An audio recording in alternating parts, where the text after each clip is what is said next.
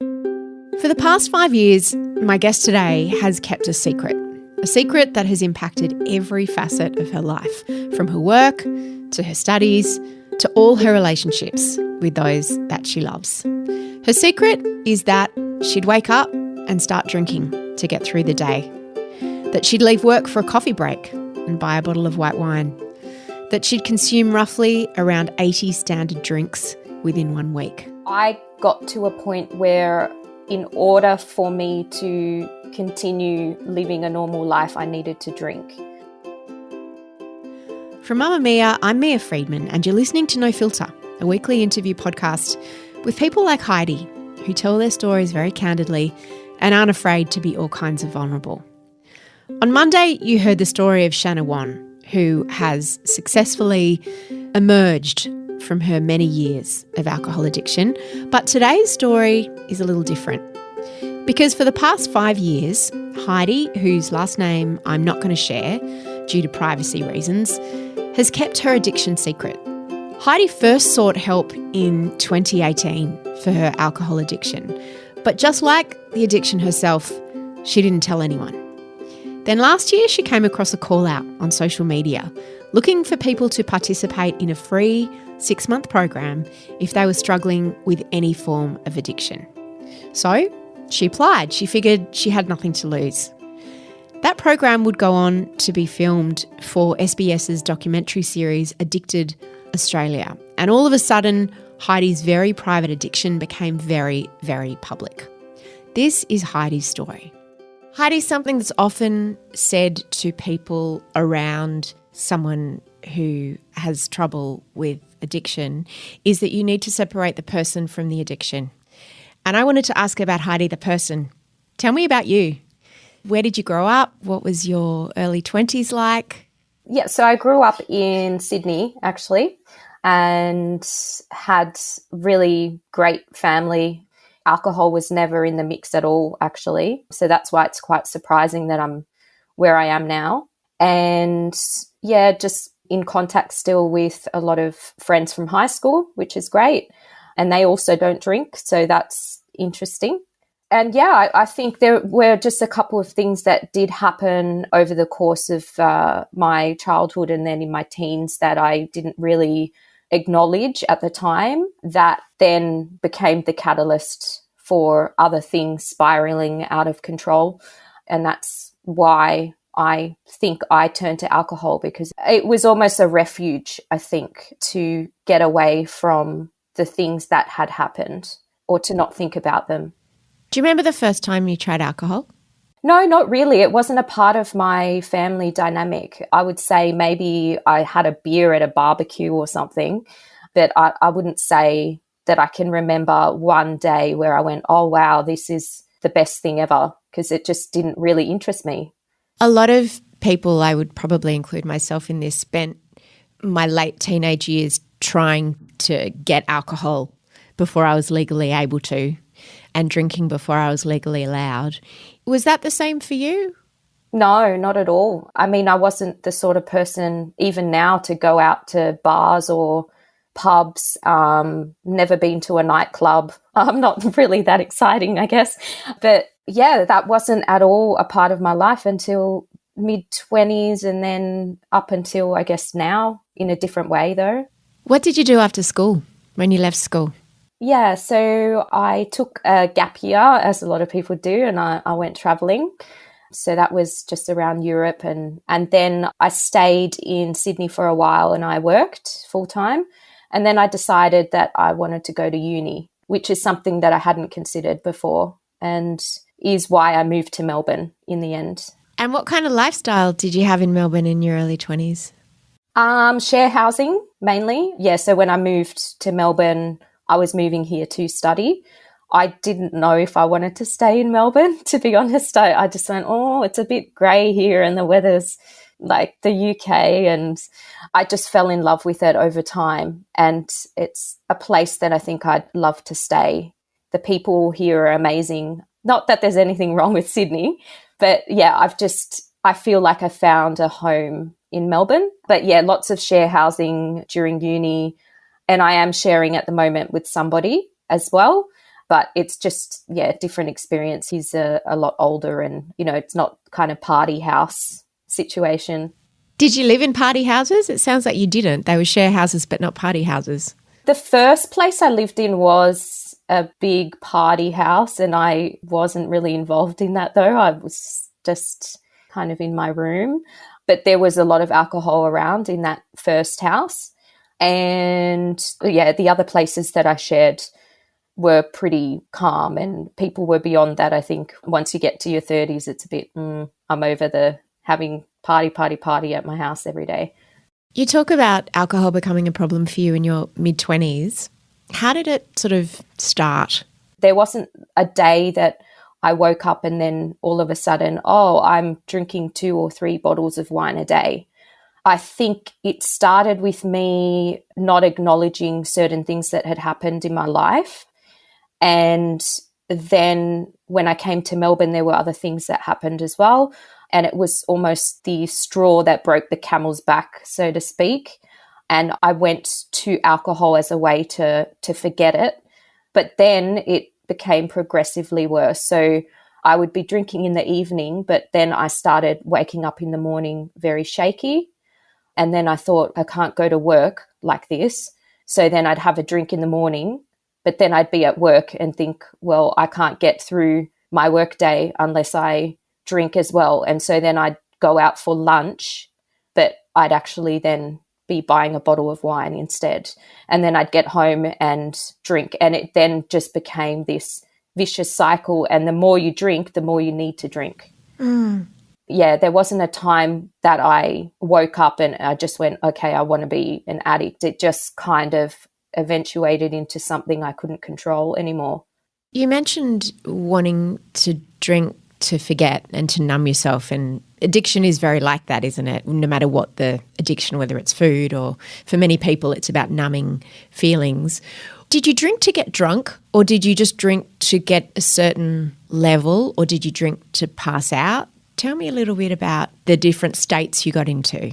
I've never drunk to pass out. I have a couple of times, but that's been when I've had too many drinks in the space of 1 or 2 hours, and that would have been at a party, really. For me, I found alcohol has been something that allows me to function during the day. And so it's more that I get to a certain level where I can function rather than blacking out or not being in the room with people, or, yeah, that's what I'd say, yeah. So it's the real definition of high functioning alcoholism, I guess, in the sense that it helped you to function rather than made you dancing on tables and slurring your words. Is that the case? The high functioning bit is interesting to me. We do have an idea that there's a difference between an alcoholic and a high functioning alcoholic. For me, I don't function at my best when I'm drinking. And it doesn't matter if I'm, stereotypically dancing on a table, or I'm going to work and I'm hiding my alcohol in a water bottle, for example. Yeah, I do find that term interesting. Why I don't think that that's the two go together. They're almost the opposite of each other, high functioning and alcoholic. I think the root cause is the same in terms of addiction. And even though I was able to go to work or go to uni, that doesn't mean that I wasn't struggling, the same as somebody who wouldn't be able to do that.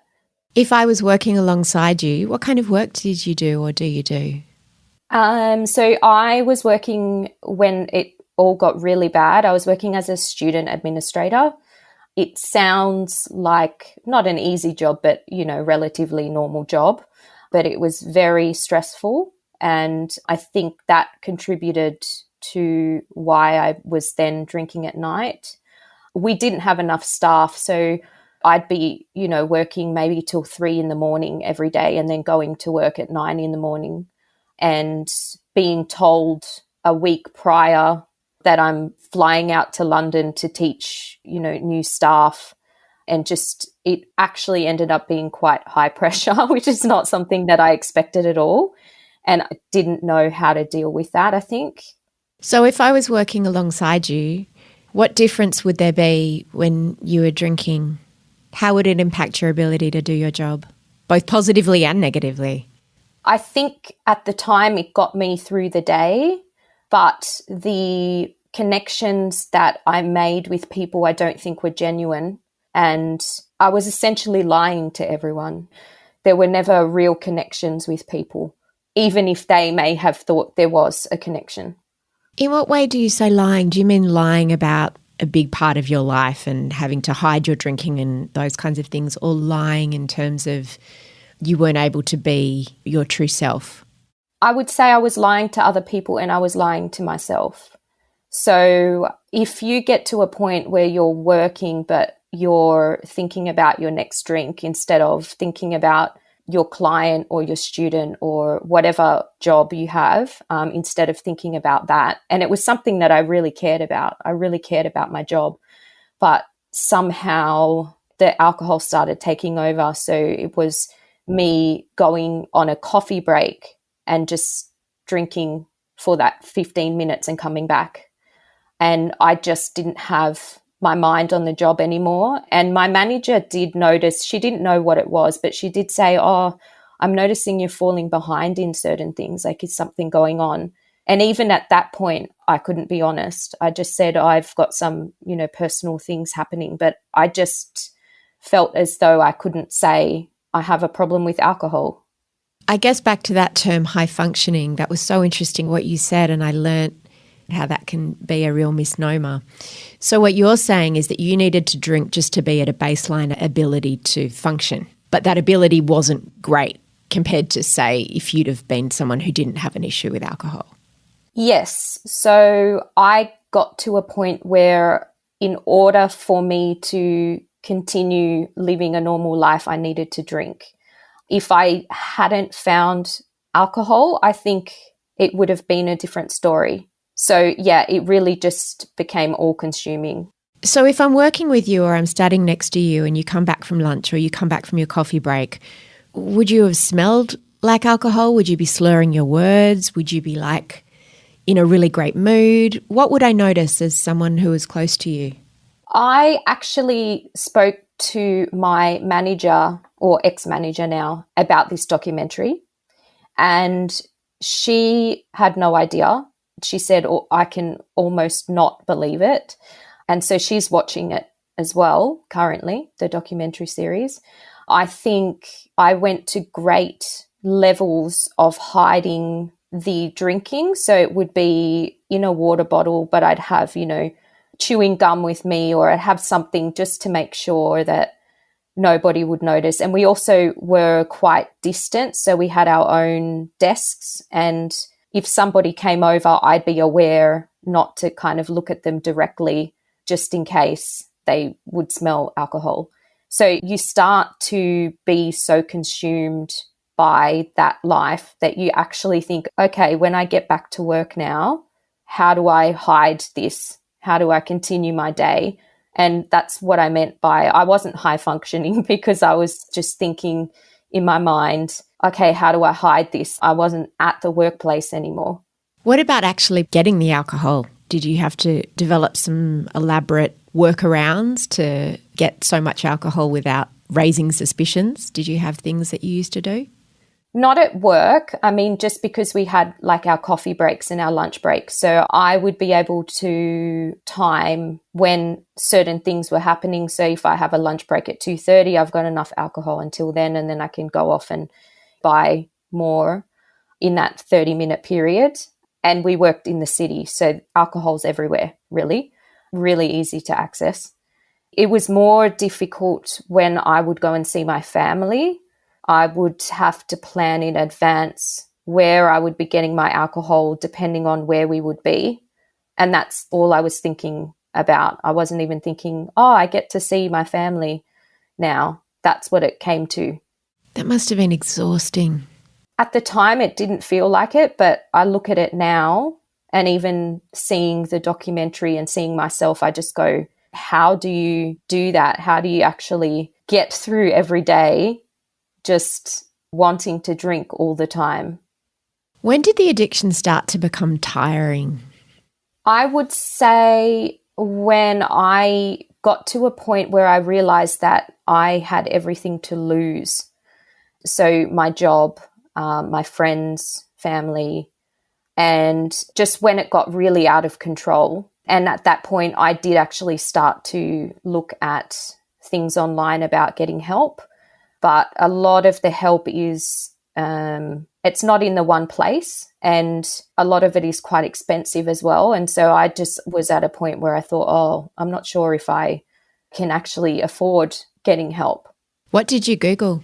So I looked up rehab centres because I thought that might be the first point of call for me to just not drink and be in a place where they, not that they force you to stop drinking, but that you've chosen to go there. And yeah, so I basically just looked up rehab centres, Melbourne, and there were many, but they were all private and they were all close to $10,000 a month. That was just a no-go for me. And then the other support was, you know, a helpline. So you might speak to somebody for an hour or less than, but that's not going to take your addiction away. Did you have a partner through any of this time? I did, and he was actually a doctor, so he worked out pretty quickly what was happening. Because very hard to hide from an intimate partner. Did you manage to hide it for a while? How did you do that? I did for a little while, but then there was a point where I think he already knew what was going on. He didn't know how to approach the subject, and I wasn't going to, obviously. And then he found half a bottle of wine in his cupboard when I was staying overnight, and he'd just come home from work. So I put it under clothing thinking that he wouldn't see it or whatever, and he found it and then just asked me what was going on, if it was mine. And in the moment, I actually denied it. He was living on his own, but I just went back to the denial. Oh, no, I don't know, what's that? Yeah, just in that moment you were panicked. Yeah, instead of just being honest, I straight away, it was so obvious that it was mine, and I denied it. Did he push it? I think we both knew that I was lying, but after that, no, he didn't really say anything further. And then, you know, a couple of weeks later, that was too much for me. I wasn't ready to talk about it. And so I left the relationship instead of, I chose alcohol over that relationship and being honest.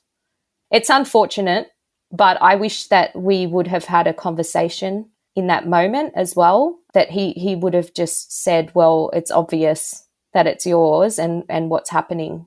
It's from both ends that we both didn't want to acknowledge it at that moment because it's confronting. You're listening to No Filter with me, Mia Friedman, and Heidi.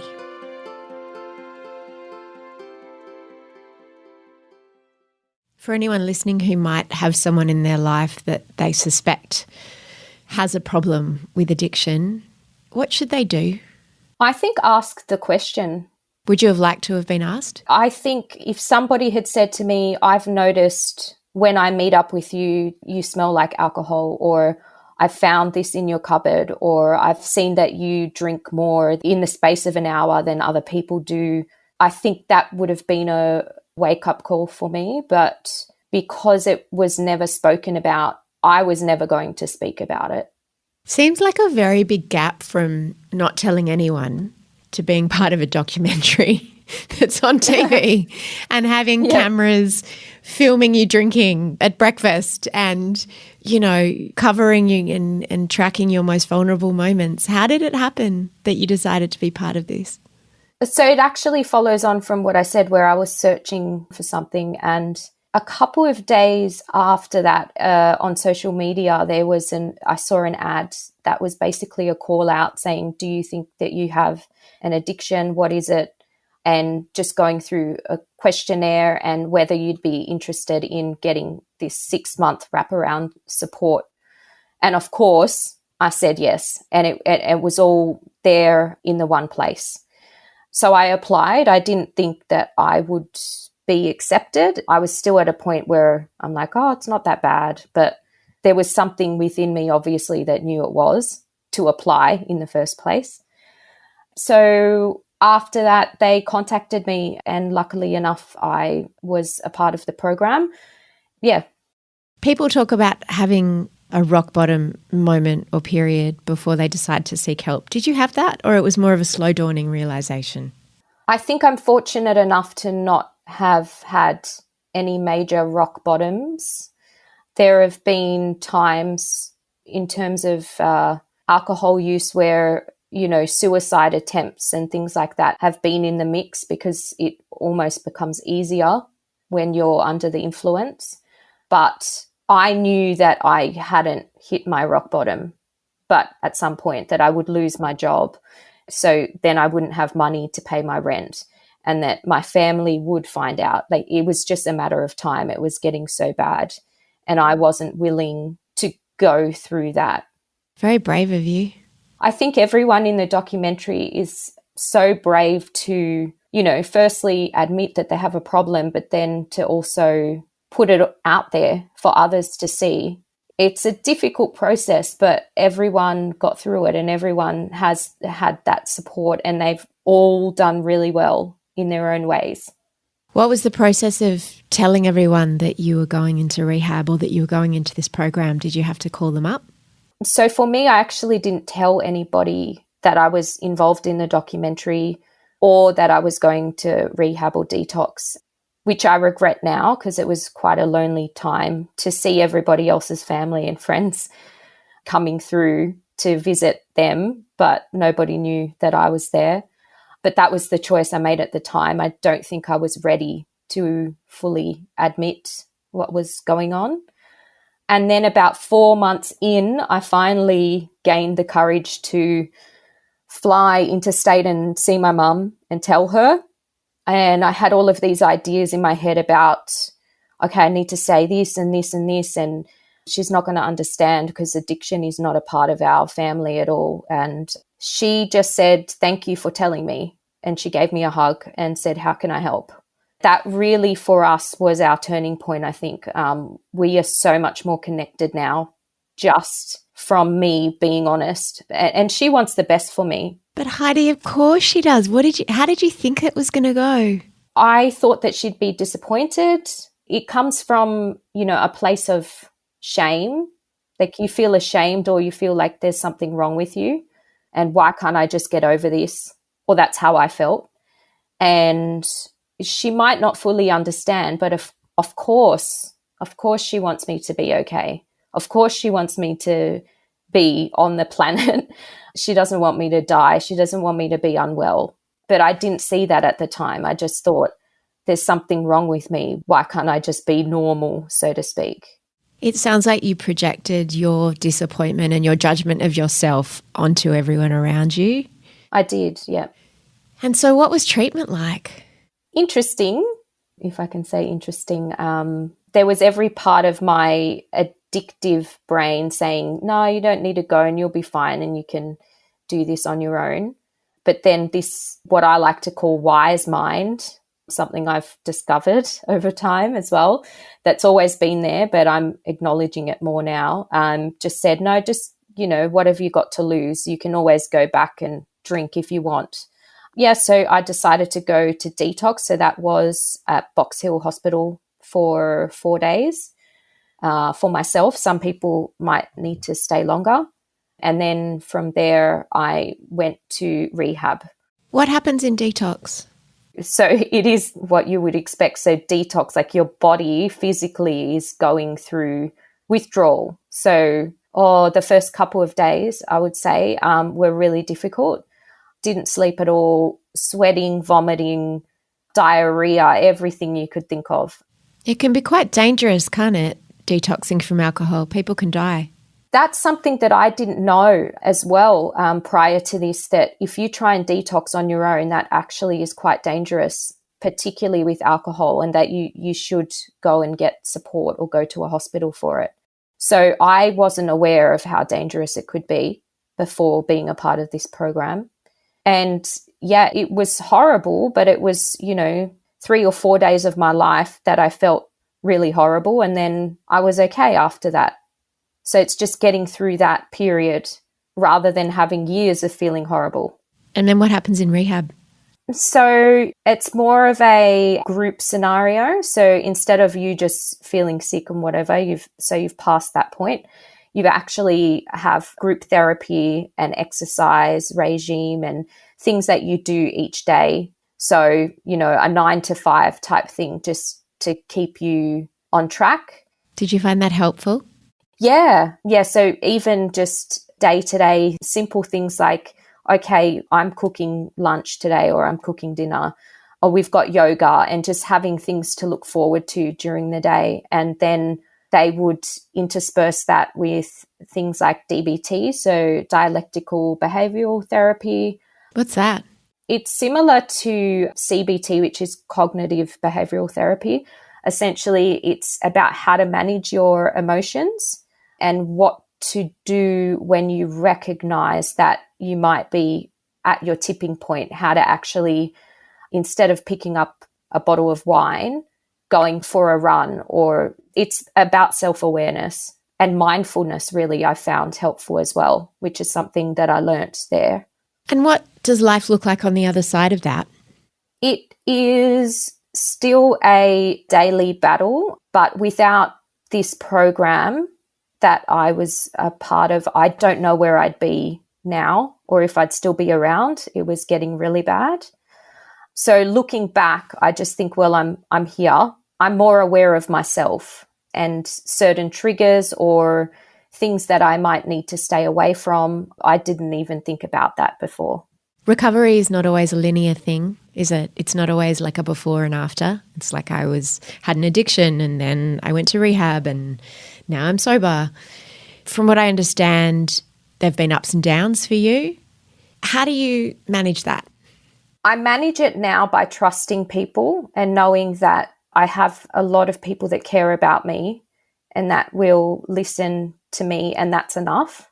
That's enough for me to go, oh, you know what, this isn't worth it. And then also, obviously, the professional support as well is there if I need it. And that is a big difference, that I now know what support is available in terms of psychologists, psychiatrists, etc., which I wasn't aware of before. It's really hard to work out. Have you also learned to be kinder to yourself and less judgmental? I think I'm a little bit kinder to myself, a little bit. The fact that you had to pause for so long then was not a good sign. Yeah, I'm a little bit kinder to myself. I think I'm definitely more accepting of people who have an addiction because I didn't even know that I had one. And now that I do know, I can really relate to everybody else. Even if their story is different, I just go, no, I get it. And that's a good place to be, I think, for myself. I'm still working on I'm doing okay. I'm an all right person. You know, I'm doing my best. You are? Yeah, I am. But I need to acknowledge that a bit more, I think. Heidi, thank you for your courage in being part of this documentary. I learned so much. I feel like my heart and my mind has been open to this topic and this issue in a way that it could never have been before without the generosity and the bravery of you and the other people who allowed us to see what it's like. So thank you. You've done a tremendous thing. No, thank you as well for highlighting this. I think it's something that's really, particularly with COVID, has become a real issue, and maybe people have realised that they do have an addiction as well and that they can seek help. If this episode has raised any issues for you, please reach out to Lifeline on 13 11 14. And you can watch Addicted Australia on SBS On Demand. We'll put the link in the show notes. It's such an interesting program because it covers all types of addiction. There's a woman who is addicted to ice. There's a man who is addicted to gambling. There are other people of different ages and life stages that are addicted to alcohol. And it's just the most extraordinary glimpse inside those addictions, not just the treatment for them, but the access that they gave to the people featured on that show is just unprecedented. It was very, very generous of those people to show what addiction looks like on the inside. This episode of No Filter was produced by Leah Porges. The executive producer of No Filter is Elissa Ratliff, and I'm Mia Friedman. I'll see you on mamamia.com.au.